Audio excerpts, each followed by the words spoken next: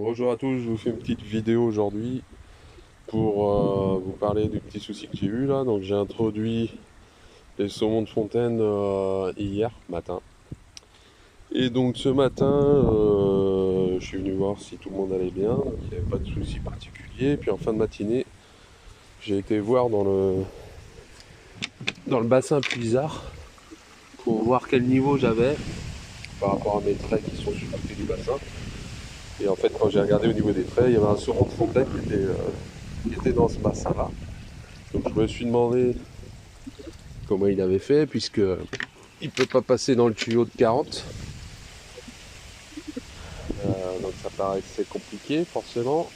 Et après, la seule chose que j'ai trouvée, c'est qu'il a dû sauter entre le couvercle et le bassin, sachant qu'il n'y a pas beaucoup d'espace quand même.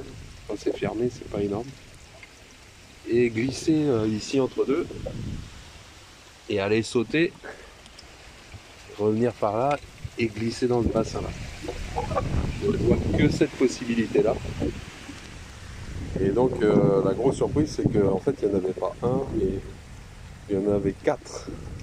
Enfin, ça. Je m'étais posé la question, alors celui-ci je le protégerai avec une grille ou avec un filet.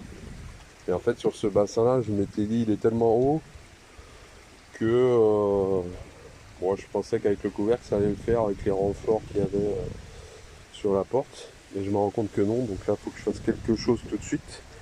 J'ai démonté à l'arrière, donc déjà je vais protéger tout l'arrière. Et puis donc ça restera fixe, il faut juste que j'ai accès à la vanne et que ça soit pas gênant. Et devant il faut que je fasse une partie amovible en fait, que je vais pouvoir ouvrir pour le nourrissage des saumons.